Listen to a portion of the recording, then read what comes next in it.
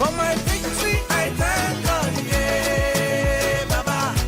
I thank God, yeah. For my business, I thank God, yeah, Baba. Shalom, shalom, shalom. Yesu ni Bwana. Semina, semina, semina. Semina ya biashara na kazi. Kingdom Business, Mathayo 6:33. Kingdom Jobs, Mathayo 9:36-37. Mfumo mpya wa biashara. The future business to learn is Kingdom Business. The future business to learn is Kingdom Business. Inakukaribisha. Yesu mwana Daudi. Yesu mwana Daudi. Yesu mwana Daudi. Okay, tuanze kipindi chetu. Leo tarehe 16 mwezi wa 7 mwaka 2020. Somo letu la leo linasema nini? Shamba la kutengeneza. Farm by design. Farm by design. Shamba la kutengeneza. Nataka tuangalie eneo la shamba katika mtazamo mwingine tofauti kabisa. Uangalie kwamba namna gani una uwezo wa kutengeneza shamba. Leo hii tafsiri ya shamba inatumika tofauti, maelezo tofauti, kwa sababu shamba ni swala pana kidogo. Swala pana. Ukisikia mtu anakuambia naenda shamba, mwingine anajua anaenda kijijini, mwingine anakuambia naenda shamba, anaenda mahali alipolima mazao. Mwingine anakuambia naenda shamba, anaenda mahali anapofuga mifugo. Mwingine anakuambia naenda shamba, anaenda mahali kuna kiwanda kinatengeneza vitu vinavyozalishwa kutoka shambani. Kwa shamba lina tafsiri pana, na shamba ni kitu ambacho nataka tukiangalie katika mtazamo mwingine siku ya leo, kwamba una uwezo wa kutengeneza shamba lako. Una uwezo, na watu wengi wanajua shamba. Ukishasema shamba, anajua ni kitu kinachotokana na ardhi. Leo tuangalie shamba katika mtazamo mwingine. Tuangalie shamba, tuangalie muda kama vile shamba, kwamba muda wako ndio shamba lako. Kwa hiyo una masaa 24 ulionayo. Hizi ni eka 24.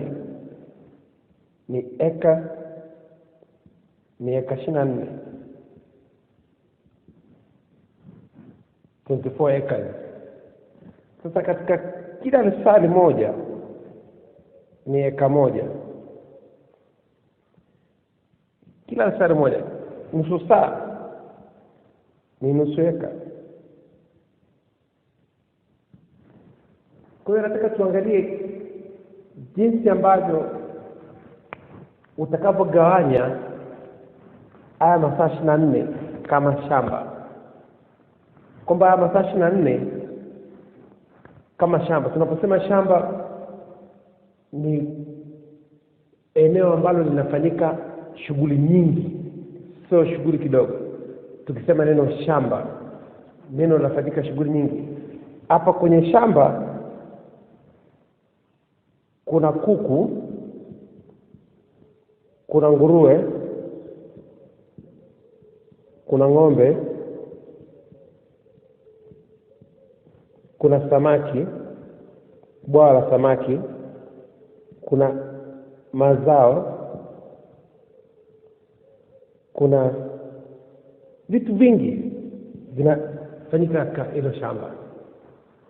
Hiyo ndio maana ya shamba. Mtu akiambia anaenda shamba, ina maana ana ufugaji ndani yake, ana kilimo ndani yake, ana uvuvi ndani yake. Hiyo ndio shamba. Otherwise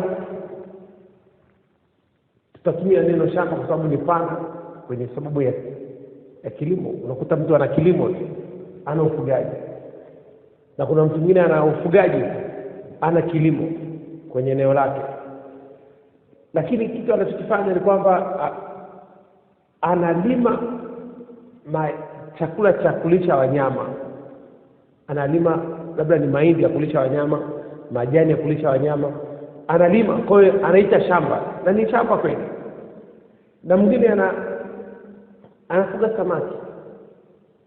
Kwa hiyo anatengeneza, anaweka nguruwe pale, anaweka kuku, anaweka ng'ombe ili aweze kuzalisha chakula cha kulisha samaki. Kwa sababu anajua jinsi gani mbolea ile inatengeneza wadudu fulani ambao samaki wanalishwa. Kwa hiyo sasa swala ni kwamba ni wewe kujua kwamba shamba lina kitu zaidi ya kimoja. Shamba lina vitu vingi. Kwa hivyo ukichukua muda wako wa masaa 24 ukaogawanya kwamba ni lisali moja ni la kuku, lisali la pili la nguruwe, masaa 3 ya ng'ombe, masaa 4 ya samaki, masaa 2 ya mazao. Hivyo unapoendelea kutokana na vitu ambavyo umeviweka kwenye shamba lako. Hasa muda wako ukiugawanya kama shamba, utaanza kuutumia vizuri. Ule muda unaoweka kwenye miradi. Kwa mfano sasa hivi kitendo cha wewe kuja hapa darasani kusikiliza huu ujumbe ni eneo la shamba. Kwa hivyo umetoa risala moja kusikiliza ujumbe, umetoa risala moja kujifunza. Sasa utakapo ugawa muda wako kama shamba, utaanza kuutumia vizuri, utakuwa busy muda wote. Kwa sababu shamba ni mahali ambako panazalisha. Na wewe ukishagawanya muda wako kama shamba, kila kitu unachokifanya ni mbegu unapanda. Kusikiliza ujumbe huu, kuja darasani hapa kujifunza, ni mbegu unapanda. Kwa hivyo ni mbegu unapanda. Hichi kitu unachokifanya leo, unachokisikia leo, kitakusaidia kesho. Na shamba ndio jinsi lilivyo. Shamba unapanda mbegu. Shamba ni mahali unaenda kupanda mbegu. Shamba ni mahali ambako unaenda kutamia kitu. Kwa mfano kama kuku anapotamia mayai, lakini anajua kwamba atapata vifaranga. Ni sawa na jinsi unavyoenda kuchukua mbegu za mahindi unafukia kwenye ardhi. Unatamia ile mbegu, inatamiwa na udongo, halafu inazaa mazao mengi.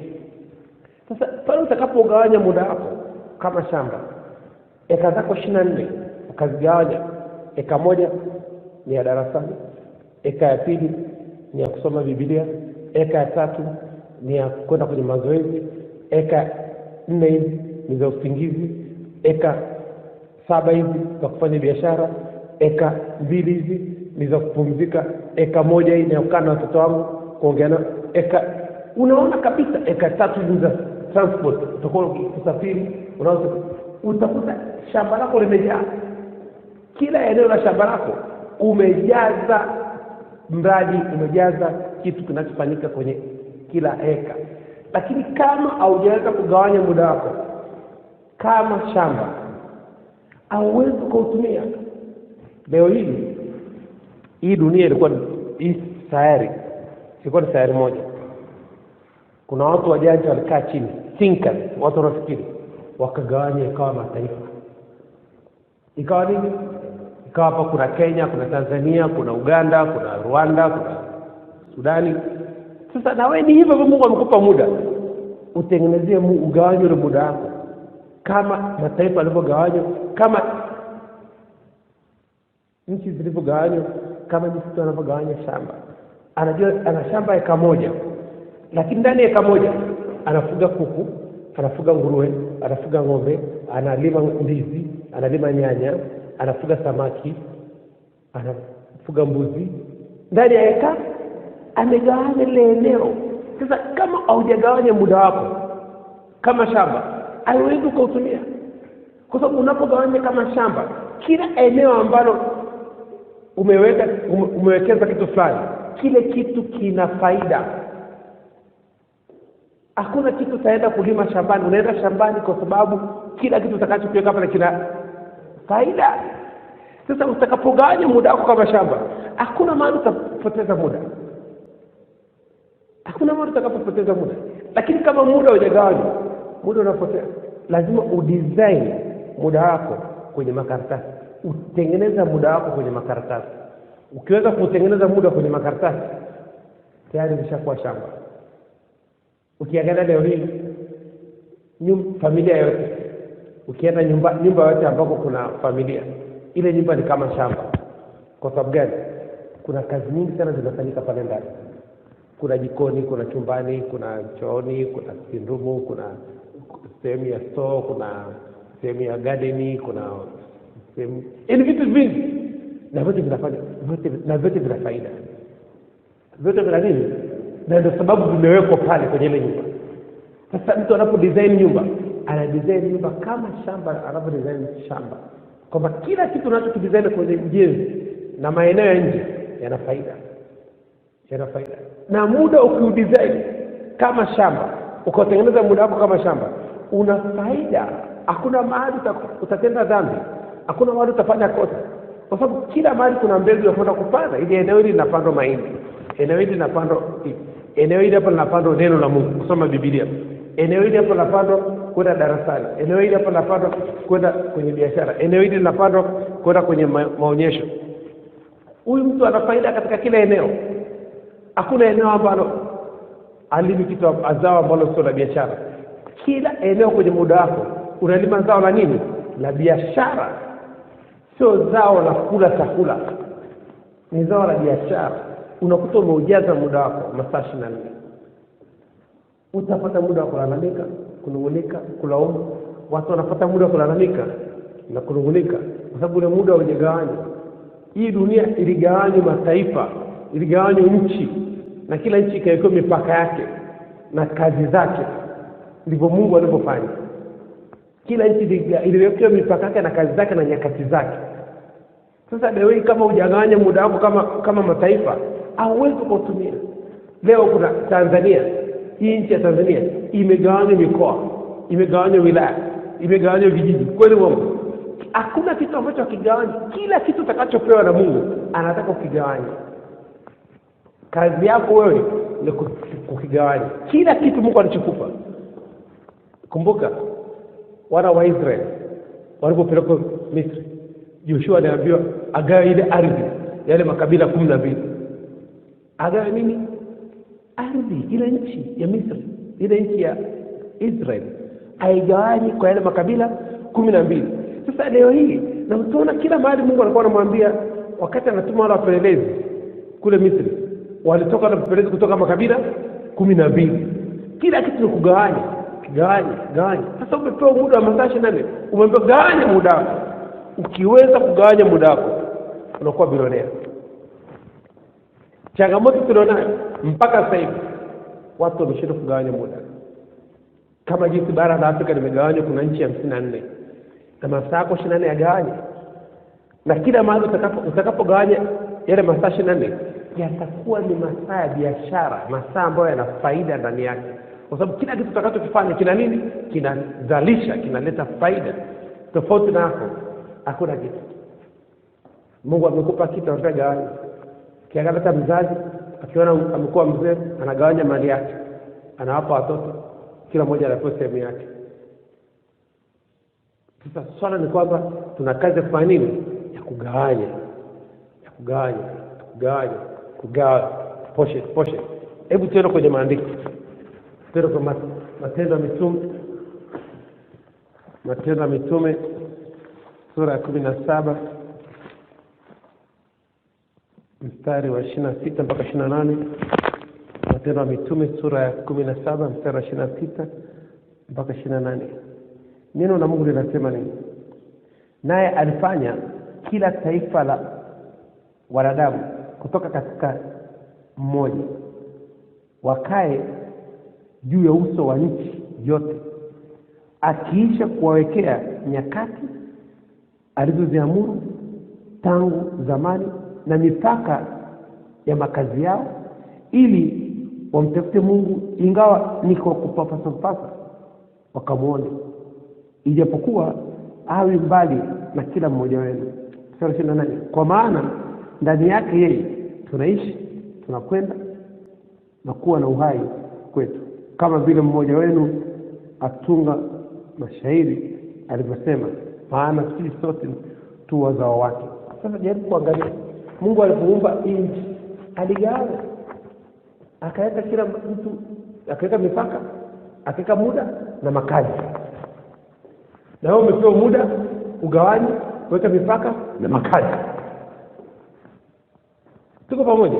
Ukiweka kushinda kwenye ile eneo, ukagawanya muda wako, ukiweka mipaka, kwamba ina maana kwamba muda huu siruki hapa kwenda huko. Muda huu kazi yake inaishia hapa. Muda huu kazi yake inaishia hapa. Ukiweka makazi, ukiweka mipaka, utaona kabisa hakuna mahali unapokosea na kila kitu unachokifanya kinazalisha. Hebu tuangalie Mambo ya Nyakati. Mambo ya Nyakati wa kwanza sura Nyakati wa kwanza sura ya 12 mstari wa 32. Nyakati wa kwanza sura ya 12 mstari wa 32, neno la Mungu linasema nini? Na wana wa Isakari, watu wenye akili za kujua nyakati, kuyajua yawapasayo Israeli wayatende. Vichwa vyao walikuwa watu 200 na ndugu zao wote walikuwa chini ya amri yao. Wana wa Isakari, watu wenye akili za kujua nyakati, kuyajua yawapasayo Israeli wayatende. Vichwa vyao walikuwa watu 200 na ndugu zao wote walikuwa chini ya amri yao. Watu 200 katika watu 3,000,000 ndio walikuwa wanajua habari ya muda. Wale wengine wote walikuwa hawajui habari ya muda. Sasa ukijua habari ya muda, unatawala watu wengine. Walitawala wale wengine. Wale wengine walikuwa chini yao wote. Sasa leo hii ukijua habari ya muda, kila mtu anayekuzunguka yuko chini yako. Kwa sababu gani? Unazalisha. Watu wanaothaminika kwenye hii dunia ni wale wanaozalisha. Wale wanaozalisha, wanaoongeza vitu, wanaokuja na mawazo mapya, wanaotatua matatizo ya watu, wanaotatua matatizo ya jumuiya ya watu, ya jamii. Sasa lazima ukae chini uangalie namna gani utaugawa muda wako kama mataifa, utagawa muda wako kama mikoa, utagawa muda wako kama wilaya, utagawa muda wako kama vijiji, kama vitongoji. Utachora ramani ya muda wako. Unachora ramani ya nini? Ya muda wako, unaweka mipaka na makazi yake. Kwamba muda unatumika kwa kazi fulani, muda huu unatumika kwa kazi fulani, muda huu unatumika kwa kazi fulani. Hakuna mahali utakapofeli, utakapoanguka. Kila mahali utakuwa unazalisha. Kwa sababu ule muda una sababu katika kila eneo husika. Kwenye eneo la kutengeneza shamba la muda, kutengeneza shamba lako, kubadilisha muda wako kuwa shamba. Eka zako 24, masaa yako 24 yabadilishe kuwa eka 24.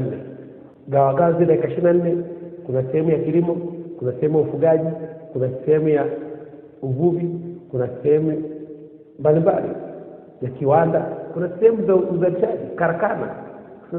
Unabadilisha ule muda. Tofauti na hapo, changamoto inabaki pale pale.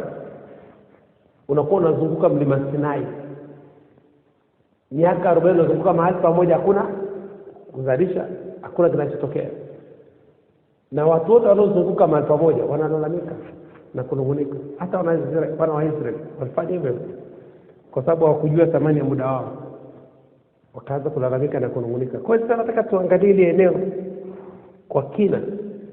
Ni shamba la kutengeneza muda. Ni kama shamba, unaweka 24, zigawanye, weka mipaka na makazi yake. Utaona kabisa kila kitu na unajua kabisa muda fulani naenda kwa watoto yatima, muda fulani naenda kutunza mazingira, muda fulani naenda magereza kwa ajili ya kuwatia wafungwa moyo na kuwafundisha Injili, muda fulani na kwenda barabarani kuhubiri Injili, muda fulani nakaa na watoto wangu, nakaa na familia yangu, ninakwenda kanisani, nasoma, naandika, nakwenda kwenye madarasa kwa ajili ya kujifunza, naingia kwenye mitandao ya kijamii kujifunza kile kitu, maono yangu. Unakuta sasa muda wako umewekea mipaka na makazi, na unaanza kufanya vizuri, lakini lazima udesign muda wako kwenye makaratasi. Lazima muda wako utengenezee kalenda. Usipotengenezea muda wako kalenda, mtu mwingine anakutengenezea kalenda yake. Yaani siku zote usipouza unauzwa. Usipouza unafanya nini? Unauzwa. Lazima uuze. Unaona? Usipotengeneza kalenda yako, unatengeneza kalenda na mtu mwingine anakutengenezea ratiba yake. Anakupangia muda wa kulala, muda wa kuamka, kazi ya kufanya, kila kitu cha kufanya anakupangia. Unakosa uhuru wa kufikiri. Kwa lazima ujitahidi uweze kutengeneza muda wako kwenye makaratasi, kuchora ramani ya muda wako. Kila kitu duniani kina ramani. Kila kitu kina design. Hakuna kitu duniani ambacho hakijadesign. Hata Mungu aliposema na tufanye mwanadamu kwa mfano wetu, aliwachora. Aliweka kwenye makaratasi. Alikuwa hajaumba mtu. Alikuwa na design, alikuwa anafikiri. Hata wale wa Babylon walikuwa wanataka kujenga ule mnara. Mkute Mungu walidesign. Piramidi zote kule Misri walidesign.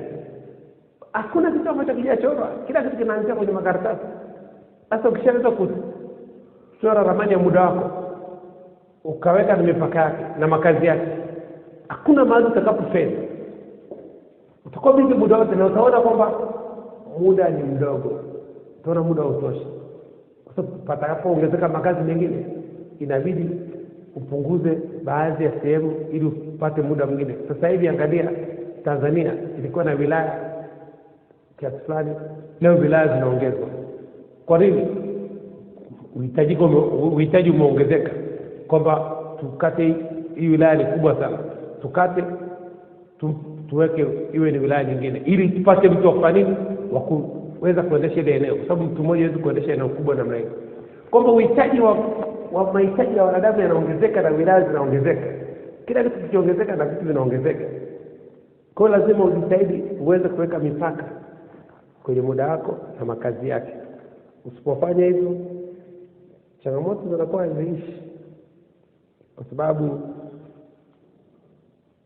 muda utumike vizuri, na muda usipotumika vizuri kuna mtu mwingine anateseka. Yaani sasa hivi usipotumia muda wako vizuri, watoto wako wanateseka, wajukuu wako wanateseka, kwa sababu hakuna kitu ulichowaandalia, hakuna kitu ulichowawekea. Wanategemea kupata hekima kutoka kwako, wanakosa hekima yako. Wanateseka wale watu kwa sababu wale wanafuana. Anayeonekana pale ni wewe. Kwamba msaada wote katika familia utatoka kwa baba na mama. Sasa hawa watu wawili kama hawajawa strong na nguvu, wale wengine wanateseka. Ni kama vile ukiona mtu akili yake kama sio nzuri, mwili unateseka. Yaani mwili unapata shida kwa sababu akili ya jamaa sio nzuri. Kwa hiyo akili ikiwa nzuri, mwili unaenjoy, mwili unafurahi. Kwa hiyo lazima kujipanga kwenye hilo. Basi kwa ufahamu tutamshukuru Mungu kwa dakika moja, alafu tuendelee na somo letu. Tunasema farm by design, shamba la kutengeneza. Tumshukuru Mungu dakika moja. Baba Jehova, katika jina la uweza la Yesu Kristo wa Nazareth. Baba Jehova, katika jina la uweza la Yesu Kristo wa Nazareth. Baba Jehova, katika jina la uweza la Yesu Kristo wa Nazareth. Mtakatifu, mtakatifu, mtakatifu, Mungu wa Bwana wetu Yesu Kristo, Baba wa utukufu, Mungu wa Abraham, Isaka na Yakobo, Mungu wa wanafunzi wote wa Kingdom Business Clubship duniani. Baba Jehova, tunasema asante. Mungu wa kila mtu mwenye pumzi, kila mtu mwenye mwili, na msifu Bwana katika jina la uweza la Yesu Kristo Nazareth. Roho Mtakatifu, tunasema asante kwa majira ya saa 6, sana kwa majira ya saa 7, sana kwa majira ya saa 8. Sana kwa siku ya jana, sana kwa siku ya leo, sana kwa siku ya kesho. Roho Mtakatifu, tunabariki ya majira ya saa 7 na kuyatakasa kwa damu ya Yesu Kristo Nazareth. Tunabariki ya majira ya saa 7 na nuru ya Kristo, afya ya Kristo, utajiri wa Kristo katika jina la uweza la Yesu Kristo Nazareth.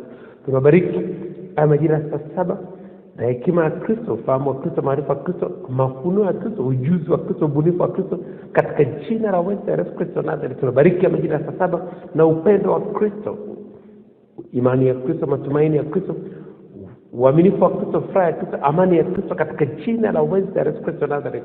Roho Mtakatifu, tunasema asante. Tunafungua malango ya saa 7 kwa damu ya Yesu Kristo Nazareth. Tunafungua malango ya kujifunza neno la Kristo, tunafungua malango ya kujifunza biashara, tunafungua malango ya akili ya Kristo, ufahamu wa Kristo, tunafungua malango ya afya ya Kristo, nguvu za Kristo, tunafungua malango ya spidi ya Kristo, ya kufikiri, ya kutafakari neno la Kristo, kusoma neno la Kristo, kusikiliza neno la Kristo, kuandika neno la Kristo, kupata maono katika jina la uweza la Yesu Kristo Nazareth.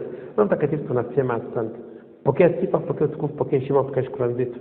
Asante Roho Mtakatifu kwa kufungua akili zetu, kufungua ufahamu wetu. Asante Roho Mtakatifu kwa kutusamea maovu yetu yote na kutuponya magonjwa yetu yote kwa damu ya Yesu Kristo Nazareth. Iliyomwagwa msalabani, kwa maana fadhili za Kristo ni za milele, katika jina la uweza la Yesu Kristo Nazareth. Roho Mtakatifu, tunasema asante. Tunakaribisha katika majira ya saa 7 mpaka saa 8, uwe mwalimu wetu. Tufundishe njia zako, tuonyeshe njia zako.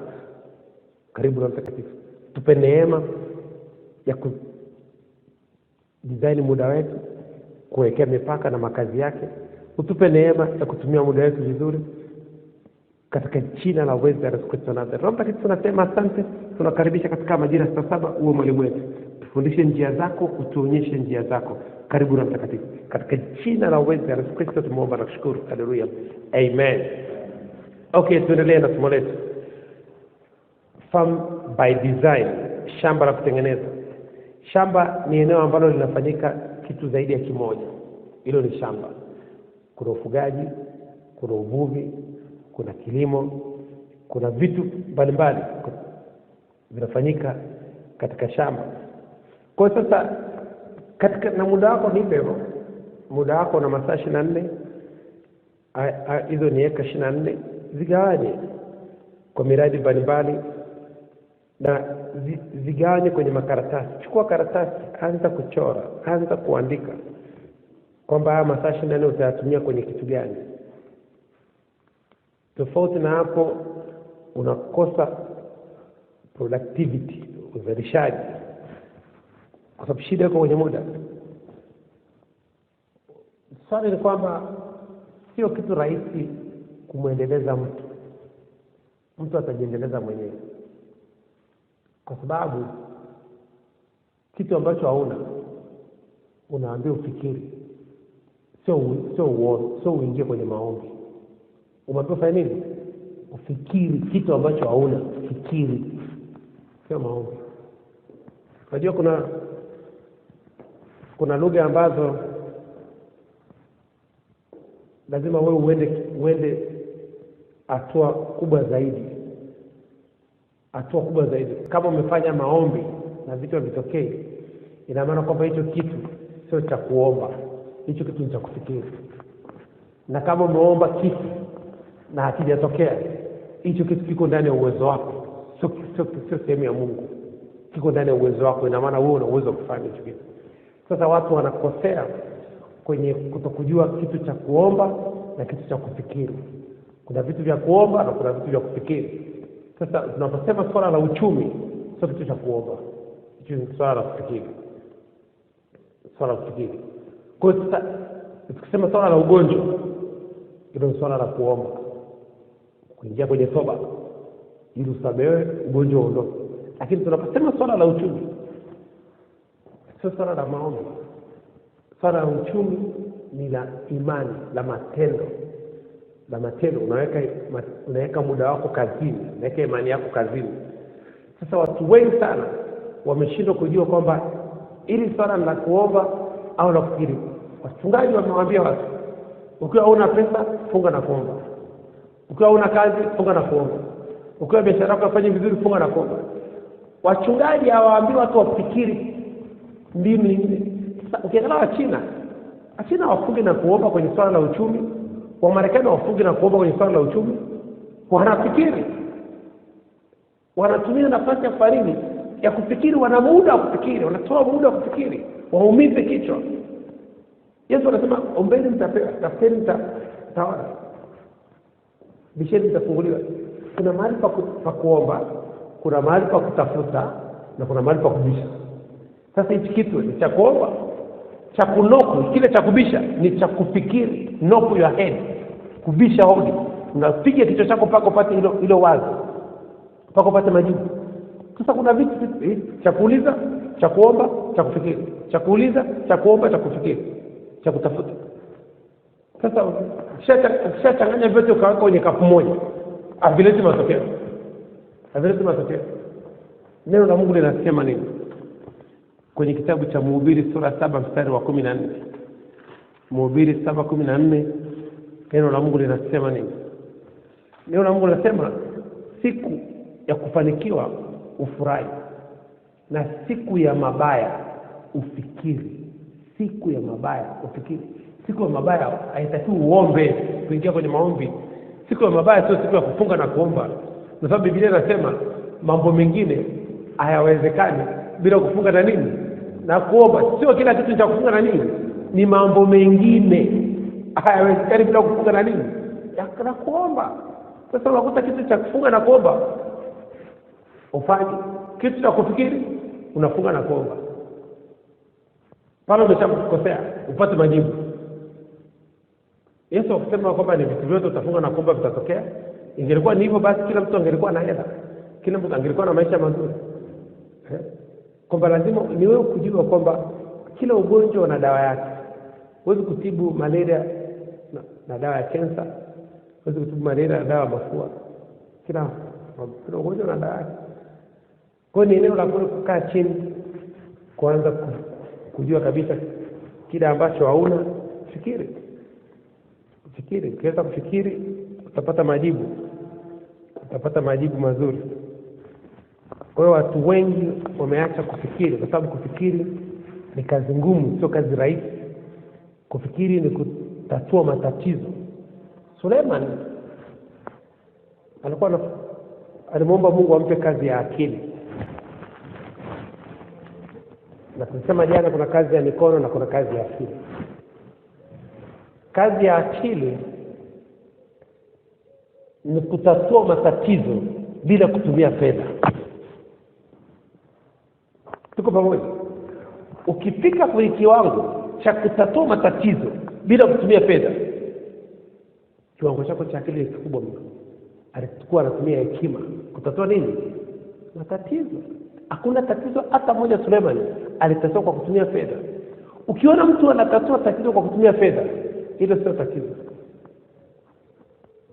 Chochote ambacho fedha inaweza kumaliza, tatizo lolote ambalo fedha inaweza kutatua, hilo sio tatizo. Sio tatizo kusema kwamba eti hauna chakula nyumbani, na ina maana ukiwa na hela chakula, yaani hauna mchele lakini sokoni mchele huko, ina maana tatizo na nini? Na pesa. Hilo sio tatizo. Kwa sababu kuna siku ulikuwa hauna hela na ulikula. Ulikula, sio tatizo. Hata kama leo hauna hela bado utafanya nini? Utakula. Utalala, utaamka na kesho utakuja hapa darasani. Na utakuwa na afya na unatabasamu hivi na unafurahi hivi. Tuko pamoja. Sasa na hiyo sio tatizo. Chochote ambacho utaona kinatatuliwa na hekima, hilo ndio tatizo. Hichi kitu kinahitaji hekima. Kwa sababu hata unakuta kuna changamoto ya ndoa, kuna changamoto mahali imetokea, watu wanasema tunataka tumuombe Mungu atupe hekima kwenye hili jambo. Haitaki tukakurupuke. Tuko pamoja. Mungu atupe nini? Hekima. Hiyo ndilo tatizo. Kuna ukiona hili tatizo, ukiona hiki kitu, watu wanasema tumuombe Mungu atupe hekima, hilo ndio tatizo. Kwa sababu hekima inatoka juu kwa Mungu. Lakini tofauti ukiona hiki kitu kinahusiana na pesa, sio tatizo. Kwa sababu kuna ndugu, kuna jamaa na marafiki, hata ikitokea msiba si tatizo, kwa sababu msiba sio wa mtu mmoja, ni makundi ya watu. Kwa sababu mtu atazikwa, kwa hiyo sio tatizo, kwa sababu watu wako watakuja, watachangia ule msiba na watafanya kila kitu pale, na ile kazi itasonga mbele, itaisha. Kwa hiyo sasa lazima tuangalie kwamba namna gani unaweza ukatengeneza shamba. Anza na shamba darasa la muda. Tengeneza shamba darasa la nini? La muda. Chukua kalamu na karatasi, andika masaa 24, anza kupangia kila saa kazi, kila dakika kazi, kila sekunde kazi, anza kupangia. Anza na shamba darasa, ili ukishaanza na shamba darasa utaona kama kile kitu kinafanya kazi. Unasema ni saa fulani mpaka saa fulani ni muda wa kulala, muda wa kwenda mazoezini, muda wa kwenda kazini, muda wa kwenda kufanya kazi za kijamii, muda wa kusoma, muda wa kushukuru, muda wa familia, muda. Unajaza yale masaa 24 na ukaanza kuheshimu kile kitu ulichokiandika chini. Ukaanza kuheshimu ile ramani yako ya muda, hilo shamba lako darasa la muda. Utakao utende dhambi hata siku moja, na utaonekana mahali ambapo sio sahihi, na watu ambao sio sahihi, na kinachofanyika sio sahihi, na unachokisikia sio sahihi, na muda ambao uko pale sio sahihi. Utaonekana katika ile eneo. Utaonekana. Unajua kama kila siku unaonekana, yani wewe unapatikana kila siku, na kama kila siku majirani zako wanakuona, hauna thamani. Inabidi jirani akumisi. Jirani sizo kwa wapi? Kumbe umeamka saa 11 umeondoka unarudi saa 5 usiku. Na siku kija saa 10 kwa sababu unataka ukae na familia, umekaa ndani. Mwanzo jamaa ipo hapa. Hizi baba nani yupo? Na ndio yupo. Sasa kama unapatikana muda wote, hakuna mtu amekumisa, hauna thamani. Hauna thamani. Kwa sababu kama uko nyumbani, kila muda una shughuli yake. Sasa unakuta mtu kila saa anaonekana. Watu wasikuhitaji wanakupata. Kuna mtu akija akamwambia bwana, twende Kisongo. Unaenda. No. Hiyo haijakaa vizuri. Haijakaa vizuri. Lazima ujaze muda wako. Ukiweza kujaza masaa yako 24, utatenda dhambi na utakuwa busy, na Mungu anatafuta watu ambao wametengeneza shamba darasa la muda. Amejaza muda wake. Na Mungu anakupa neema ya kuheshimu kile kitu ambacho umekiandika. Kwa sababu Yesu alitengeneza shamba darasa la muda. Kwa sababu Yesu alikuwa yuko busy. Tangia akiwa na miaka 12 akatengeneza shamba darasa la muda. Kwa sababu aliweza kupiga wazazi wake chenga, akaenda kuanza kufanya kazi ya Mungu. Ameanza kazi ya Mungu akiwa na miaka 12.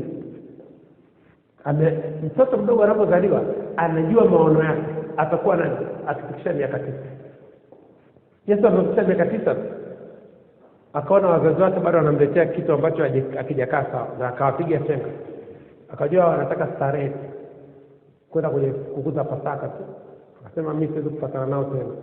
Mimi na shughuli ya kufanya. Mimi muda wangu ukapa ni mdogo. Kwa sababu alikuwa anasema muda wangu haujafika. Wakati wangu hujafanya haujafika. Kwa hiyo hizi sio shughuli za kufanya sasa hivi. Kwa sababu anajana nyinyi mna muda wakati wote, lakini mimi sina muda. Kama Yesu anasema nyinyi mna muda wakati muda wa Yesu uko kwenye shamba darasa, uko kwenye ramani, una makazi yake, una shughuli zake, una mipaka yake. Sababu anakuambia sio wakati wangu. Sababu wewe hawezi kuruka mpaka. Kwa hiyo lazima kuhakikisha unatengeneza shamba darasa la muda ili uweze kutumia muda wako vizuri. Chukua kalamu na karatasi, tengeneza kalenda yako ya masaa 24. Tengeneza kalenda yako ya wiki, tengeneza kalenda yako ya mwezi, una duplicate. Inakuwa ya mwaka, inakuwa miezi 3, miezi 6 mwaka. Una uwezo kufanya kitu kama hicho. Utakapoweza kudesign muda, design your time, ukaweza kudesign muda. Kazi ya kwanza ya mwanadamu ambayo Mungu alimpa, utakapoanza kupata ufahamu, ni kudesign muda wako. Kama Yesu alianza kudesign muda wake akiwa na miaka 12. Kwamba hii miaka muda uliobaki itofanyia nini? Yaani ukishaanza kudesign muda wako tu, umeshakuwa tajiri. Kwa sababu changamoto iko kwenye muda, haiko sehemu nyingine yote. Chochote utakachofanya kidogo kitakuwa. Na siku zote hakuna kitu kinaanzaga clear, yani kinaonekana very clear, kinaanzaga mchele mpaka inakuwa clear. Sasa na wewe utakapotengeneza ramani yako ya muda, utaona itaanza kama mchele, lakini mwisho wa siku itakuwa nini? Clear. Unaipa tu mwaka mmoja, ile ramani yako isafishike. Utaona kabisa, kwa sababu ni kitu ambacho mwili hujazoea, akili haijazoea, ni ratiba mpya. Unajipa mwaka mmoja. Wataalamu wamesema kwamba chochote kipi ambacho unataka kujifunza ni baada ya siku 21 utajifunza. Lakini kwenye swala la ramani ya muda ni swala la mwaka mzima, kwa sababu ni vitu vingi unataka kuvibadilisha. Kwamba ni mwaka, ni vitu vingi, kwa sababu siku 21 ni mwezi. Siku 21 nyingine ni nini? Ni mwezi. Ina maana hicho kitu fulani umebadilisha siku 21, nyingine umebadilisha siku 21 tena, nyingine siku 21 tena, mpaka umalize mwaka umeisha. Baada ya hapo mwili umeshazoea tabia nyingine mpya kabisa ambayo ulikuwa hauna. Kwa sababu akili inapenda kurudia vitu vile ambavyo unapenda kuvifanya. Yaani akili ya mwanadamu inajitengenezea mfumo unaitwa autopilot. Yaani unataka kurudia kitu kile kama zile ndege ambazo zinaenda bila rubani ndani. Unaituma tu inakwenda. Yaani utaona kabisa kwamba akili inataka kurudia kitu kile kila siku. Haitaki kitu kipya. Yaani akili waga haipendi mabadiliko, change. Yaani kitu ambacho kinasumbua sana dunia ni mabadiliko. Hata serikali zote duniani hazitaki mabadiliko. Wanataka kukaa wenyewe. Mtu anataka kukaa Arusha, anataka kukaa Nairobi, anataka kukaa New York, hataki kuondoka pale. Umeona?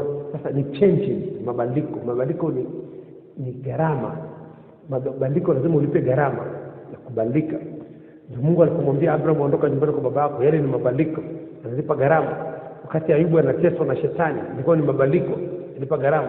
Sasa lazima uangalie kwamba wakati Yesu anawaambia wanafunzi wake, nifuateni nitawafanya kuwa wavuvi wa watu, yale ni mabadiliko, kuna kulipa gharama. Kina Petro katika mahali wanaanza kulalamika, wanamwambia Yesu anatoa mfano, anasema tajiri hawezi kurithi ufalme wa mbinguni. Wanaambia hapana, sasa sisi tunakufuata na maana tutakuwa maskini muda wote. Sisi tunakufuata tutapata nini? Wanaanza kuwa vichaa. Kwa sisi tunakufuata tutapata nini? Ni kwa sababu wanataka nini? Tumekufuata tupate nini? Mabadiliko. Tuwe zaidi ya tulivyokuwa. Sasa wewe unakuja kutuambia tajiri ataweza kurithi ufalme wa mbinguni. Alafu story nyingine ambayo unatuletea unatuambia kwamba utakufa. Sisi bado tujasoma ramani hapo, wewe ndio umetuachia kazi zetu hapo, unatuambia utafanya utakufa na siku tatu utafufuka. Unajua hizo story ni ngumu. Hizo story nini? Ni ngumu. Umewatoa watu kwenye kazi zao, alafu unakuja kuwaambia utakufa na siku tatu utafufuka. Watu waelewe. Haiwezekani na kusema kwamba tajiri hawezi kurithi ufalme wa nini? Wa mbinguni, na wakati sisi tumekuja kwako ili tuwe matajiri. Sasa Yesu alikuwa akaambia kwamba huu ni mwili wangu, ni damu yangu. Wakamwacha wote, mle isipokula hii. Ampo. Sasa Petro anaosha miguu. Petro anasema, mimi huwezi kuniosha miguu bwana. Hawezi kuosha miguu na una ushirika na mimi. Sasa Yesu hakuwa na injili rahisi. Injili ya Yesu anasema kwamba mimi sikuja kuleta amani duniani, nimekuja kumwaga moto. Sasa hebu maneno kama ni magumu kwa mtoto mchanga kuyapokea, sio rahisi. Mtu mchanga kiimani hawezi kupokea na maneno. Kwa hiyo sasa utaona kabisa anamwambia mama yangu, ndugu zangu ni wale ambao wanafanya kazi ya baba yangu. Mama yake wanamuulizia, lakini anasema anakuja kuletea habari kwamba ndugu zako wako huko nje wanataka kuona. Anaambia ndugu zangu ni wale wanafanya kazi ya nani? Ya baba yangu. Sasa jaribu kuangalia majibu ya Yesu. Hayakuwa marahisi kuyaelewa mpaka leo. Na watu wamuelewe Yesu.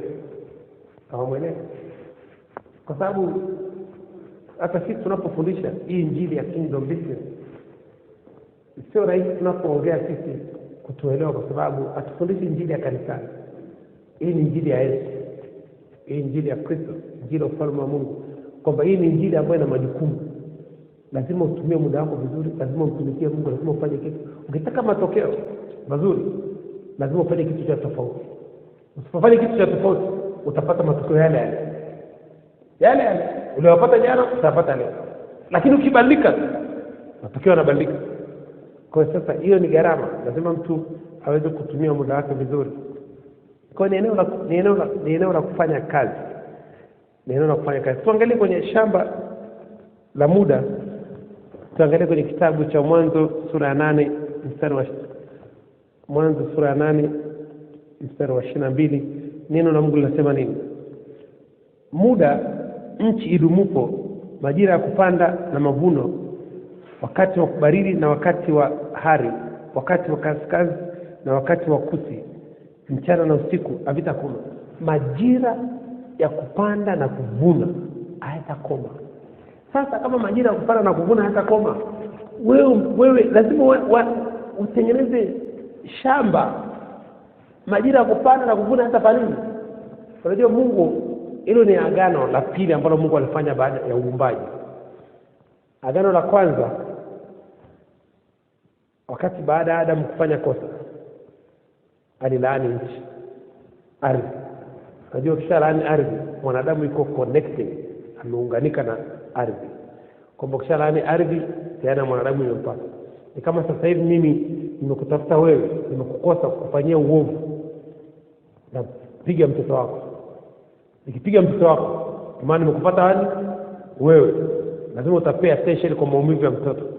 Kwa hiyo sasa ndivyo hivyo. Sasa Mungu akafanya agano lingine la pili la uumbaji baada ya kugarikisha dunia. Nuhu alipotengeneza safina iliposhuka, Nuhu akamtolea Mungu sadaka nzuri. Mungu akasema atafanya alichokifanya tena, kuangamiza dunia kwa moto na kwa maji. Bali majira ya kupanda na kuvuna, baridi na joto havitafanya nini? Havitakoma. Hivyo vitu vitaendelea kuwepo. Huko Ulaya utakuwa kuna barafu kila siku, Afrika utakuwa na mvua na baridi kama sasa hivi. Utaona watu wanalima na kupanda, hiyo haitakoma mpaka siku dunia inaisha.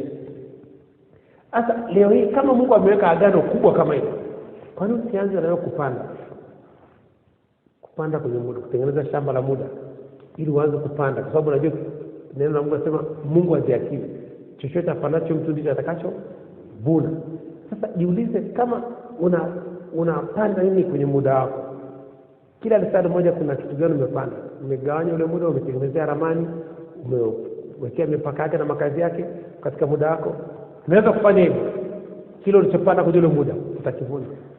Kwa sababu maisha tunayoishi leo ni matokeo ya vitu tulivyopanda kwenye. Hakuna mtu yote wa kumlaumu, tunavuna tulichopanda. Ndio maisha tunayoishi.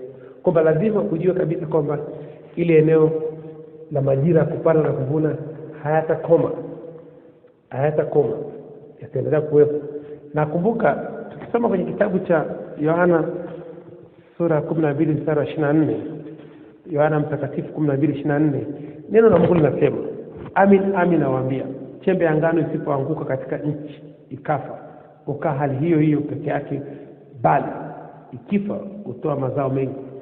Umepewa risali moja, hilo risali moja usipolitumia linapita, litabaki vile vile.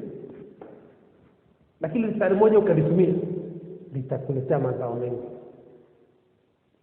Kwa sababu tunaposema muda ni shamba, hakuna mtu ameshawahi kwenda shambani akapanda mahindi siku hiyo na akaota siku hiyo na akavuna siku hiyo. Sasa muda ni shamba, lazima utumie muda. Panda vitu kwenye muda wako ambao utavuna kesho. Baada ya miezi mitatu utavuna. Sasa ukishaanza kujua kwamba nikienda shambani, nikiamua kufuga kuku, sitapeleka vifaranga leo shambani vikakua leo na nikauza leo, vitachukua muda miezi sita. Kwa ina maana kwamba na Mungu katika muda wangu nikiugawanya, nikawekea mipaka na makazi yake, kila mahali, kila kazi nitakayofanya katika ule muda nitakuja kuvuna nini nilichopanda kwenye ule muda. Na ndivyo ndivyo, kwa sababu ni agano la Mungu. Muda wa mavuno, kupanda, havitakoma. Seed time and harvest. Utaweka mbegu chini, utaipa muda, utasubiri kuvuna. Utaweka mbegu chini, utaipa muda, utavuna. Hivyo hivyo utafanya kazi, utajipa muda, utavuna. Utafanya kazi ya kijamii, utatoa muda, utavuna. Ukishaweka mbegu chini, ipe muda, utavuna utachopanda. Sasa kama hujaweza kuwa na ufahamu wa kupanda mbegu kwenye muda wako, kama sasa hivi ulipokuja darasani hapa unaposikiliza ujumbe kama huu, mbegu unapanda. Imani huja kwa kusikia, hii mbegu unapanda. Na akili ya mwanadamu, mbegu zinazopanda kwenye akili ya mwanadamu ni taarifa. Neno ni mbegu. Kila neno unalosikia ni nini? Ni mbegu. Luka 8:11. Kila neno la Mungu ni mbegu, na maneno yako ni mbegu. Luka 8:11. Kwamba lazima uhakikishe kwenye muda unapanda kitu. Kila risala kule moja kuna kitu unapanda. Ukishajua kwamba hichi kitu ninachopanda nitavuna. Utavuna pale. Unajua swala ni kwamba Mungu anabariki mtu mwenye ufahamu na mtu mwenye maarifa. Kama huna ufahamu, hauna maarifa, Mungu akubariki. Sababu huyu mtu ni mpumbavu. Hata kumbuka kama ni Mungu amefanya hicho kitu, atapiga kifua, aseme ni nguvu zake na mkono wake na akili yake ndio amefanya hicho kitu. Na Mungu hataki hicho kitu. Yaani katika kitu ambacho Mungu amekataa ni wewe kupiga kifua, kusema wewe mikono yako na nguvu zako ndio zinakupa utajiri huo. Ndio kitu ambacho Mungu anataka umkumbuke. Neno la Mungu linasema nini? Tuseme kwenye Kumbukumbu la Torati 8:17 na 18. Mungu anataka umkumbuke. Kwa sababu Mungu anataka upande mbegu, uipe muda, uendelee kumwamini yeye. Ngoja nikwambie. Nataka unisikilize tu kwa makini. Hivi ingelikuwa leo ukichukua mahindi, ukipanda tu kwenye ardhi, yakaota siku hiyo, Mungu ana nafasi gani kwako? Hana nafasi. Mungu anataka ukiweka mahindi chini, uangalie juu, uombe mvua ifanye nini? Uingie umwombe Mungu naomba mvua inyeshe. Uanze kujenga imani. Ndio kitu Mungu anataka, kwa sababu kila kitu Mungu alikiweka katika mfumo wa mbegu ili yeye akumbukwe. Kwa sababu ukiona unafanya kitu kinatokea saa hiyo, Mungu anapenda, Mungu ana nafasi kwako. Mungu anataka umkumbuke kama ni yeye amefanya haya matendo makuu, ni yeye amefanya. Kwa sababu alitoa muda, seed time and harvest. utachukua mbegu, utaweka chini, utasubiri, utavuna. Mungu angekuwa na nafasi kwako. Wewe ukisema kitu kinatokea, ina maana wewe ndio Mungu basi. Hana nafasi kwako. Kwa sababu neno la Mungu linasema, Kumbukumbu la Torati sura ya 8 mstari wa 17 na 18. Kumbukumbu la Torati sura ya 8 mstari wa 17 na 18. Neno la Mungu linasema, hapo usiseme moyoni mwako, nguvu zangu na uwezo wa mkono wangu ndio umenipa utajiri huu. Mstari wa 18, bali utamkumbuka Bwana Mungu wako, kwa maana ndiye akupaye nguvu za kupata utajiri, ili alifanye imara agano lake alowapa baba zako kama hivi leo. Usiseme hata siku moja ukapiga kifua kama ni mimi ndio ni mali yangu. Sio mali yako. Nchi na vyote vijazavyo ni mali ya nani? Bwana. Sio mali yako. Nyumba unayoishi sio mali yako. Hii nyumba unayoishi hapa sio mali yangu. Hii ni mali ya Mungu ndugu yangu. Nikiondoka nikuja hapa mtupu na nitaondoka nikiwa mtupu. Kwa hiyo lazima ujue kabisa kwamba utakapoweza kutembea kwenye agano na seed time and harvest, mbegu unaweka chini, unaipa muda, utavuna. Kisha kutembea kwenye agano, muda wako kutengenezea ramani, ukawekea mipaka, ukaweka makazi katika kila muda, hakuna mahali utalalamika. Uko busy muda wote. Kupatikana ni ngumu, sio rahisi kupatikana. Unapatikana kwa appointment, ni kwa sababu muda umejaa. Ukiangalia mtu yote au utaweza kutengeneza pesa mpaka utakapoanza kujaza muda wako. Angalia wanasheria, mawakili, madokta specialist, kuwaona na walipa kweli wao. Kwa sababu gani? Muda umejaa. Wao kukupa ushauri unawalipa. Kwa hiyo lazima ni muda umejaa mpaka utakapojaza masaa 24 ndio utaanza kutengeneza pesa. Ukiona au tengeneza pesa masaa 24 hayajafanyika, hayajajaa, una ramani ya muda wako. Una muda wako hauna mipaka. Muda wako hauna bandari, muda wako hauna boda. Muda wako hauna mipaka. Kwa hiyo watu wanaingia na kutoka kwenye muda wako. Yaani mtu anataka kuingia kwenye muda wako anaingia na anataka muda anataka. Haiwezekani mtu kuingia kwenye muda wako na kutoka saa anataka. Ina maana umeacha mlango wazi wa muda wako. Ukishaacha mlango wazi wa muda wako, waizi wanafanya nini? Wanaingia. Na shetani akiona umeacha wazi mlango wa muda wako, anaingia. Wanakuambia the idle mind is the workshop of the devil. Akili isiyokuwa na kazi ni karakana la shetani. Ina maana akili isiyokuwa na kazi ni karakana la nani? La shetani. Ina maana kwamba umeacha mlango wazi, mlango wa muda umekuwa uko wazi. Kila mtu anaingia na kutoka kwenye muda wako. Hilo ni kosa kubwa kuliko makosa mengine yote duniani. Kiona mtu anaingia kwenye muda wako na kutoka, anafanya vitu vyake kwenye muda wako na kutoka. Unajiuliza, wewe ni nani? Unafanya nini hapa duniani? Ina maana umeacha mlango wazi. Mungu atasubiri mpaka utakapoweka mipaka ya muda wako. Utakapochora ramani ya muda wako, ndio Mungu ataanza kufanya kazi na wewe. Kama hujaweka mipaka ya muda wako, hujachora ramani ya muda wako, hujaweka makazi kwenye muda wako, Mungu afanye kazi na wewe. Anajua huyu hata nikimbariki, angalau watu wanaoingia kwenye akili yake na kutoka. Angalau watu wanaoingia kwenye muda wake na kutoka. Mungu anaona traffic ya watu, wingi wa watu wanapoingia kwenye muda wako na kutoka. Mungu anashindwa kufanya kazi nayo. Na ni watu wengi wanaishi katika maisha kwamba muda wao kuna mtu anaingia na kutoka. Akipigiwa simu sasa hivi atauza, uko wapi? Niko nyumbani. Niko sehemu fulani. Njoo, anakwenda. Uko wapi? Niko sehemu fulani. Niko sehemu fulani. Njoo, anakwenda. Uko wapi? Niko kanisani. Niko sehemu fulani. Okay, nikimaliza hapa nakuja. Angalia jinsi watu wanaoingia kwenye muda wao. Ukiangalia social media, mitandao ya kijamii, Facebook, Twitter, Instagram, Yahoo, Google, YouTube, wanaingia kwenye muda wako kila saa. Mitandao ya kijamii, umeshika smartphone, inapoingia kwenye watoto wanaingia kwenye nini? Kwenye muda wako na kutoka. Huyu mtu ana chat, ana browse, anaangalia movie ya ngono, anafanya vitu vya ajabu, anaangalia mataarifa habari, anaangalia mambo ya siasa. Angalia jinsi watu wanapoingia kwenye muda wako na kufanya nini? Na kutoka. Watu wanaingia na kutoka. Sasa hivi yuko kwenye YouTube, yuko kwenye Facebook, yuko kwenye Instagram, yuko kwenye Twitter, yuko kwenye WhatsApp. Mtu anafanya yuko kwenye magazeti, yuko kwenye redio, yuko kwenye TV. Angalia jinsi wanapoingia kwenye muda wake na kufanya nini na kutoka. Mungu anasema no, mtu fanya kazi. Mtu ana mipaka, hajaweka mipaka kwenye nini? Ana ramani ya muda, ana mipaka ya muda, ana hajaweka makazi kwenye muda wake. Zaburi ya kwanza mstari wa kwanza mpaka wa 3. Hii Zaburi ya kwanza mstari wa kwanza mpaka wa 3 ikifanya kazi kwenye maisha yako, ndio Mungu anaanza kufanya kazi na wewe. Hii Zaburi ya kwanza mstari wa kwanza mpaka wa 3 ikifanya kazi kwenye maisha yako, na ndio Zaburi ambapo Mungu alinipa maandiko mawili. Alinipa maandiko yakifanya kazi kwenye maisha yako, ndio utaanza kufanya kazi na wewe. Alinipa Mwanzo mstari wa kwanza mpaka wa 3, Mwanzo mstari wa kwanza mpaka wa 3, na Zaburi ya kwanza mstari wa kwanza mpaka wa 3. Nilishangaa sana. Nikamwambia Mungu, hii Mwanzo mstari wa kwanza mpaka wa 3 ina maana gani? Akaniambia ndio maisha unayoishi. Na Zaburi hiyo Zaburi ndio maisha unayoishi.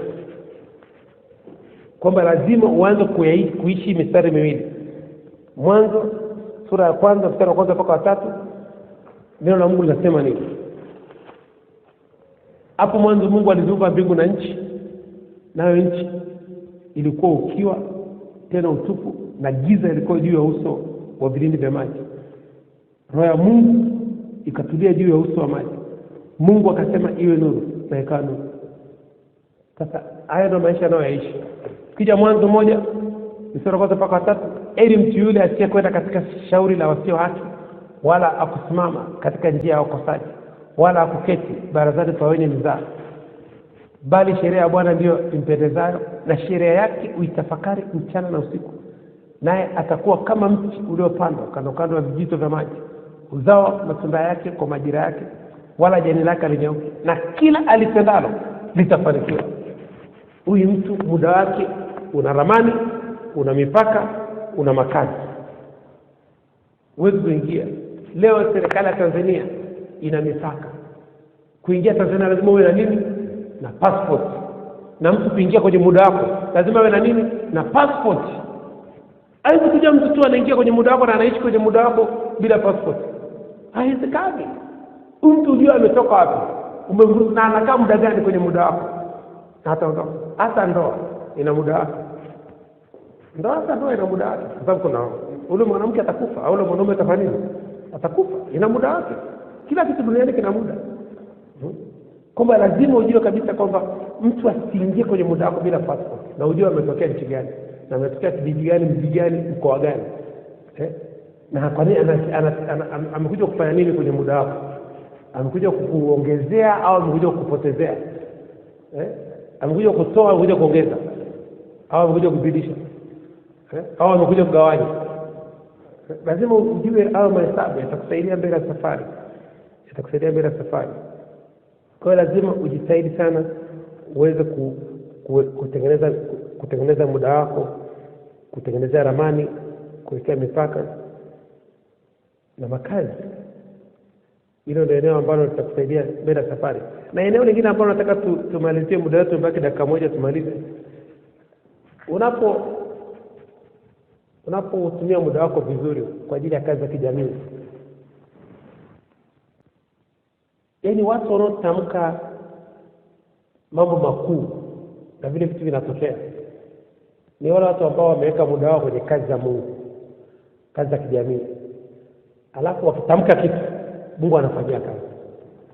Yaani ukifanya zile kazi ukasema wewe ni tajiri, wakati uko kule unafanya zile kazi, una rafiki zako, ndugu zako, mama yako, ndugu zako, unasema mimi ni tajiri, mimi ni bilionea, mimi ni mtu fulani. Mungu anakufanya yule mtu kwa sababu uko kwenye kazi yake.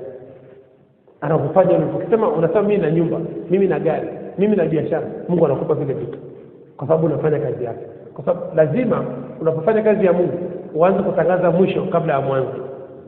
Utangaze mwisho kabla ya nini? Ni Mungu alipofanya. Kutangaza mwisho kabla ya mwanzo. Na wewe unaanza kutangaza mwisho kabla ya mwanzo. Watu watakubeza. Wanapokubeza ndio jinsi wanavyokutengeneza. Ndio jinsi Mungu anavyokutengeneza. Kwa hiyo lazima ujue kabisa unapotoa muda wako kwa ajili ya muda wako umewekea mipaka na makazi, na utaona kabisa unafanya kazi ya una sehemu ya kazi ya Mungu. Sana Mungu unaanza kutamka kitu Mungu anafanya. Ni kama mtoto wote anayefanya vizuri kwenye familia akisema chochote kile baba yake anafanya. Tuko pamoja? Mfano ni huo, tukifanya vizuri shuleni, akisema nataka kitu fulani, baba anafanya. Anafanya vizuri nyumbani, akisema nataka kitu, baba anafanya. Kwa nini? Kwa sababu anafanya vizuri. Sasa unapomtumikia Mungu, unaruhusiwa kutamka matendo makuu. Utaanza kutangaza mwisho wako kabla ya mwanzo. Natangaza vitu ambavyo ndicho kitu ambacho Abraham alikuwa anafanya. Ndicho kitu Abraham alikuwa anafanya. Warumi sura ya 4 mstari wa 17. Warumi 4:17 neno la Mungu linasema nini? Unaanza kutangaza mwisho kabla ya mwanzo. Kwa sababu muda wako una mipaka, una makazi. Warumi 4:17 neno la Mungu linasema kama ilivyoandikwa, nimekuweka kuwa baba wa mataifa mengi, Abraham, mbele zake yeye aliyemwamini, yaani Mungu mwenye kuuisha wafu, ayatajaye yasiyokuwako kana kwamba yalikuwako. Ayatajaye yasiyokuwako kana kwamba fanini. Kwa sababu anamtaja, anaongea kwa imani, anayataja ile mambo kwa imani. Kutaja kwa imani ni kwamba namtumikia Mungu. Kwa hiyo nataja kwa sababu najua Mungu ni baba yangu. Kwamba najua Mungu atafanya hicho, kwa sababu mimi namtumikia naye atafanya hicho kitu. Na Mungu anafanya. Mungu ni mwaminifu. Ukisema hiyo Mwanzo, hiyo Warumi 4:13 ndio andiko ambalo limenishangaza kidogo. Warumi 4:13 inasema kwa maana ahadi ile ya kwamba atakuwa mrithi wa ulimwengu alipewa Abraham na uzao wake, si kwa sheria bali kwa haki iliyohesabiwa kwa imani. Urithi wa dunia alipewa nani? Hii dunia ilipewa mtu huyu Abraham. Mungu anapenda kutoa urithi wa dunia. Sasa mnaambie sio kwa sheria bali kwa nini? Kwa imani. Mungu amempa urithi wa dunia. Kwa sababu mwenye mmiliki wa dunia nani? Ni Abraham. Alipewa urithi wa dunia. Sio kwa sheria bali kwa imani. Sasa unapomtumikia Mungu unapewa urithi wa dunia. Kwa sababu Yesu anakuwa akimponya mtu yote. Kama ni mwanaume anamwambia wewe ni mwana wa Abraham. Yule mwanamke alikuwa anatoka na damu. Alipomgusa tu akamwambia imani yako imekuponya. Akamwambia nenda binti wa Abraham, na usitende tena dhambi. Binti wa nani? Wa Abraham. Kwa sababu kile kiwango cha imani ya Abraham. Sababu Abraham alikuwa ni baba wa imani. Kwamba mtu yote ambaye Yesu alimponya alimuita mwana wa Abraham, binti wa Abraham. Kwa hiyo lazima utembee kwenye hicho kiwango cha imani, kugawa muda wako, kuwekea makazi, kuwekea mipaka, unaanza kutembea kwenye imani. Yesu akasema mtu aniaminie mimi na kazi nifanyazo mimi, naye atafanya kazi kubwa kuliko hiyo. Naye atafanya kwa sababu imani. Akasema na yule mdhaifu na aseme ana nguvu. Usitaje kile unachokiona, taja kile unachotaka ukiona. Unajua wewe ni maskini leo, mtumikie Mungu na muda ulionao. Sema mimi nitajiri. Mungu anafanya. Kwa hiyo una changamoto ya kiafya, mtumikie Mungu. Sema mimi na afya. Mungu anafanya. Hamna mambo hospitali. Hakuna mambo hospitali. Wewe mtumikie Mungu, nenda kwa watoto yatima, nenda kwa wajane, nenda kwa wazee, nenda magereza, nenda hospitalini, nenda kwa watoto mtaani, nenda kwa wazee, nenda kwa watoto yatima. Fanya kitu na muda wako na nguvu zako. Usipeleke vitu, peleka muda wako na nguvu zako. Full stop. Mungu anafanya. Kwa fahamu tutaishia hapo. Somo letu la leo lilikuwa nasema farm by design, shamba la kutengeneza. Kwa hiyo tengeneza shamba lako la muda. Tengeneza shamba darasa la nini? La muda. Anza kwanza kutengeneza shamba la darasa la muda hata kwa miezi mitatu. Anza kuandika chini masaa yako 24, kila saa moja ni eka moja, kila nusu saa ni nusu eka. Kijua ni saa moja na nusu, ni eka moja na nusu. Jaza kitu pale. Tengeneza ramani ya muda, weka mipaka, weka makazi. Utaona anza kufanyia kazi kile ulichokiandika chini. Utaona Mungu anatenda. Na Mungu anatafuta mtu ambaye ana ramani ya muda. Hata kwa sasa hivi hapa Arusha mjini, kila mtu anatafuta mtu mwenye ramani ya pesa. Kweli uongo? Na Mungu anatafuta mtu, wanadamu wanatafuta mtu mwenye ramani ya nini? Ya pesa. Lakini Mungu anatafuta mtu mwenye ramani ya nini? Ya muda. Sababu anachokupa Mungu ni muda. Leo asubuhi kwa masaa 24. Mungu anatafuta mtu mwenye ramani kwamba leo atafanya nini. Ule muda amewekea mipaka, ndio amewekea makazi, ndio. Okay, tufanye kazi na huyo jamaa. Full stop. Hakuna kitu kingine kitakachotokea. Wakati watu wanatafuta watu wenye ramani ya pesa, Mungu atafuta mtu mwenye ramani ya muda ili wafanye naye kazi. Kwa fahamu tutaishia hapo. Asanteni. Mungu awabariki sana. Tumshukuru Mungu kwa dakika chache tumalize. Baba Jehova, katika jina la uweza la Yesu Kristo wa Nazareth. Baba Jehova, katika jina la uweza la Yesu Kristo wa Nazareth. Baba Jehova, katika jina la uweza la Yesu Kristo wa Nazareth. Mtakatifu, mtakatifu, mtakatifu, Mungu wa Bwana wetu Yesu Kristo, Baba utukufu, Mungu wa Abraham, Isaka na Yakobo, Mungu wa wanafunzi wote wa Kingdom Business Clubship duniani. Baba Jehova, tunasema asante. Mungu wa kila mtu mwenye pumzi, kila mtu mwenye mwili, na msifu Bwana katika jina la uweza la Yesu Kristo Nazareth. Roho Mtakatifu, tunasema asante kwa majira ya saa 8 tunayafurahia na kuyashangilia katika jina la uweza la Yesu Kristo Nazareth. Asante kwa siku mpya leo uliyofanya kwa ajili yetu, tunafurahia na kushangilia katika jina la uweza la Yesu Kristo Nazareth. Roho Mtakatifu, tunasema asante kwa mwaka 2019, asante kwa mwaka 2020, asante kwa mwaka 2100. Asante Roho Mtakatifu kwa mwezi wa 6, asante kwa mwezi wa 7, asante kwa mwezi wa 8, asante kwa tarehe 16 ya mwezi wa 6 mwaka 2020, asante kwa tarehe 16 ya mwezi wa 7 mwaka 2020, asante kwa tarehe 16 ya mwezi wa 8 mwaka 2020, asante kwa tarehe 16 ya mwezi wa 7 mwaka 2100, katika jina la uweza la Yesu Kristo Nazareth. Asante Roho Mtakatifu kwa siku ya jana, asante kwa siku ya leo, asante kwa siku ya kesho, asante kwa majira ya saa 7, asante kwa majira ya saa 8, asante kwa majira ya saa 9. Asante Roho Mtakatifu.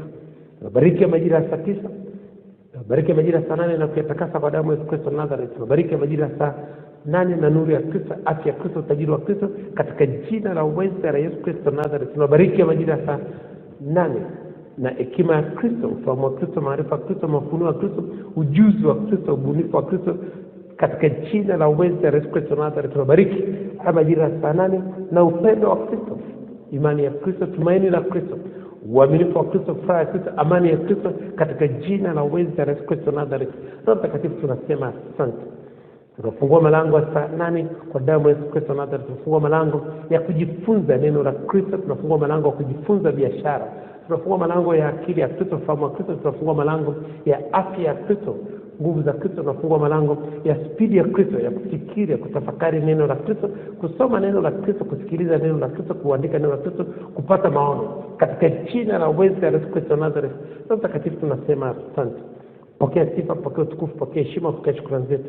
Asante Roho Mtakatifu kwa kutufungulia malango ya kazi, malango ya biashara, malango ya huduma, malango ya wanafunzi wa Kristo katika huduma, wateja wa Kristo katika biashara. Asante Roho Mtakatifu kwa kutufungulia malango ya wasaidizi wa maono yetu, wasaidizi wa ndoto zetu. Asante Roho Mtakatifu kwa kutufungulia malango ya nuru ya Kristo, afya ya Kristo, utajiri wa Kristo. Asante kwa kutufungulia malango ya kibali cha Kristo mbele ya Mungu na mbele ya wanadamu. Asante kwa kutufungulia malango ya miujiza ya Kristo, ishara na maajabu, katika jina la uweza la Yesu Kristo Nazareth. Asante Roho Mtakatifu kwa kutufungulia malango ya utukufu wa Kristo, heshima ya Kristo, baraka za Kristo, neema ya Kristo, ujasiri wa Kristo, katika jina la uweza la Yesu Kristo Nazareth. Asante Roho Mtakatifu kwa kutufungulia malango ya hekima ya Kristo, ufahamu wa Kristo, maarifa ya Kristo, mafunuo ya Kristo, ujuzi wa Kristo, ubunifu wa Kristo, upendo wa Kristo, imani ya Kristo, matumaini ya Kristo, furaha ya Kristo, amani ya Kristo, katika jina la uweza la Yesu Kristo Nazareth. Roho Mtakatifu, tunasema asante kwa kutuamsha asubuhi ya leo, kwa kutupa pumzi, kutupa afya, kutupa nguvu, kutupa uzima, kutupa akili ya Kristo, kutupa ufahamu wa Kristo, kujitambua, kutupa matumaini ya Kristo ya siku zetu za baadaye, katika jina la uweza la Yesu Kristo Nazareth. Roho Mtakatifu, tunasema asante kwa kutupa neema ya kutengeneza ramani ya muda, kutengeneza ramani ya muda, kuweka mipaka yake na makazi yake, katika jina la uweza la Yesu Kristo Nazareth. Asante Roho Mtakatifu, pokea sifa, pokea utukufu, pokea heshima, pokea shukrani zetu. Hakuna kama Jehova, hakuna kama wewe Yesu Kristo Nazareth, hakuna kama wewe Roho Mtakatifu. Wewe ndio Mungu wa miungu, Baba wa baba, mfalme wa falme, wewe ndio mwanzo na mwisho. Roho Mtakatifu, wewe ndio Mungu uliyefanya mbingu na nchi kwa fahamu zako, kwa hekima yako, kwa maarifa yako. Roho Mtakatifu, ndio Mungu uliyetandaza nchi juu ya maji. Ulifanya mianga mikubwa, jua litawala mchana, mwezi na nyota zitawale usiku. Roho Mtakatifu, ndio Mungu uliyegawa bahari ya Shamu, ukawavusha wana wa Israeli katikati yake, katika jina la uweza la Yesu Kristo Nazareth. Roho Mtakatifu, ndio Mungu ulioongoza wana wa Israeli jangwani, ukakipa kila kiumbe chakula chake. Roho Mtakatifu, ndio Mungu ulioua wazaliwa wa kwanza wa Misri kwa huo falme mashuhuri. Roho Mtakatifu, ndio Mungu ulioongoza wana wa Israeli jangwani. Roho Mtakatifu, ndio Mungu uliyesema na iwe nuru, na iwe nuru, na ikawa nuru, katika jina la uweza la Yesu Kristo Nazareth. Roho Mtakatifu, ndio Mungu uliyemuongoza Kristo wa Nazareth jangwani kwa siku 40, akafunga usiku na mchana, akajaribiwa na Ibilisi, akashinda majaribu yote kwa kishindo, katika jina la uweza Yesu Kristo wa Nazareth. Roho Mtakatifu ndo Mungu uliyemfufua Yesu Kristo wa Nazareth kutoka katika wafu. Roho Mtakatifu ndo Mungu uliyetufufua katika ukiwa, katika utupu, katika giza, katika magonjwa, katika umaskini, kwa damu ya Yesu Kristo wa Nazareth iliyomwagika msalabani, kwa maana fadhili za Kristo ni za milele, katika jina la uweza Yesu Kristo wa Nazareth.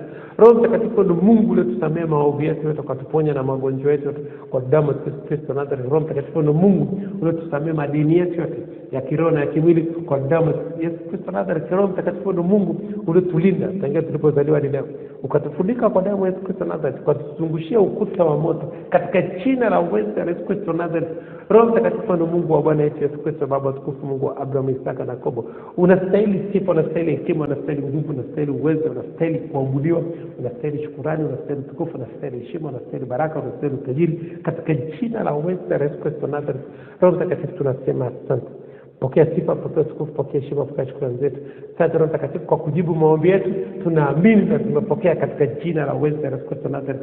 Roho Mtakatifu ninasema asante kwa ajili ya watumishi wako walioko mahali hapa na wanaotusikiliza kupitia njia mtandao. Neno lako linasema abarikiwe yeye asomaye na kusikiliza maneno ya unabii huu na kuyashika leo aliko, kwa maana wakati karibu. Roho Mtakatifu, watumishi wako walioko mahali hapa na wanaotusikiliza kupitia njia mtandao wametoa muda wao kusikiliza neno lako, kusoma neno lako, kuandika neno lako. Roho Mtakatifu, ninakuomba bariki kazi za mikono yao, bariki biashara zao, bariki huduma zao, bariki muda wao, bariki imani zao, bariki ndoa zao, bariki watoto wao, bariki majirani zao, bariki wateja wao katika biashara, bariki wanafunzi wao katika huduma, bariki mawazo yao, bariki chochote watakachotia katika mikono yao kikapata kufanya kazi, bariki chochote watakachowaza katika akili zao kikapata kufanya kazi, katika jina la uweza la Yesu Kristo wa Nazareth. Roho Mtakatifu tunasema asante kwa kujibu maombi yetu, tunaamini na tunapokea katika jina la uweza la Yesu Kristo wa Nazareth. Roho Mtakatifu tunakukaribisha katika majira ya saa 8, uwe mwalimu wetu. Fundishe njia zako, utuonyeshe njia zako katika jina la uweza la Yesu Kristo wa Nazareth. Utupe akili ya Kristo, tupate ufahamu wa Kristo, tupe akili ya Kristo, tupate akili ya Kristo ya kutafuta kwanza ufalme wa Mungu na haki yake, na mengine yote tutazidishiwa. Utupe akili ya Kristo, tupate akili ya Kristo ya kukomboa wakati, kwa maana zamani hizi za uovu. Utupe akili ya Kristo, tupate akili ya Kristo ya kutengeneza ramani ya muda, kuweka mipaka ya muda, kuweka na makazi yake katika jina la uweza la Yesu Kristo wa Nazareth. Roho Mtakatifu tunakuomba utupe akili ya Kristo, tupate akili ya Kristo ya kumtumikia Mungu, kufanya kazi ya Yesu, kazi ya Adam na kazi ya Injili katika jina la uweza la Yesu Kristo wa Nazareth. Roho Mtakatifu tunasema asante kwa kujibu maombi yetu, tunaamini na tunapokea katika jina la uweza la Yesu Kristo wa Nazareth. Roho Mtakatifu tunasema asante, tunakukaribisha tena katika majira ya saa 8, uwe mwalimu wetu. Fundishe njia zako, utuonyeshe njia zako. Karibu Roho Mtakatifu, katika jina la uweza la Yesu Kristo tumeomba na kushukuru. Haleluya, amen. Tutaenda kwenye sala ya toba dakika 1. Tutasema Yesu mwana wa Daudi mara 3. Nikisema jina langu, Billy Mush unasema jina lako. Turudia maneno. Yesu mwana wa Daudi, Yesu mwana wa Daudi, Yesu mwana wa Daudi, mimi Billy Mush. Naomba nirehemu, naomba nirehemu, naomba nirehemu. Unisamee makosa yangu yote, unisamee dhambi zangu zote, unisamee maovu yangu yote, uniponye na magonjwa yangu yote, unisafishe kwa damu yako takatifu. Kuanzia leo ninakiri nimekuwa kiumbe kipya, ya kale yamepita. Futa jina langu kwenye kitabu cha mauti, andika jina langu kwenye kitabu cha uzima. Asante Mungu kwa kunipenda. Asante Yesu Kristo Nazareth kwa kuniokoa. Asante Roho Mtakatifu kwa kunifundisha. Asante malaika wa Mungu kwa kunilinda, katika jina la uweza la Yesu Kristo wa Nazareth. Haleluya, amen. Tarudia maneno nikisema jina langu, bila mwisho nasema jina lako. Turudia maneno. Hakika miujiza ya Kristo, ishara na maajabu zitanipata mimi bila mwisho siku zote za maisha yangu, nami nitakaa nyumbani mwa Bwana milele na milele. Haleluya, amen.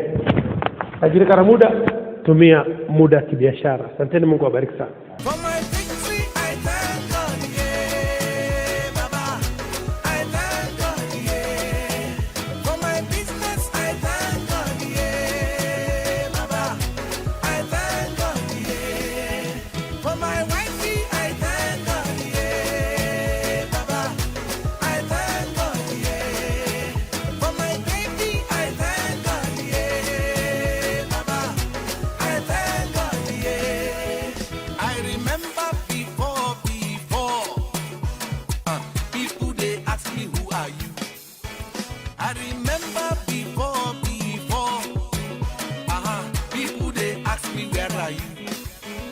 But today, brother, them people they ask me how are you.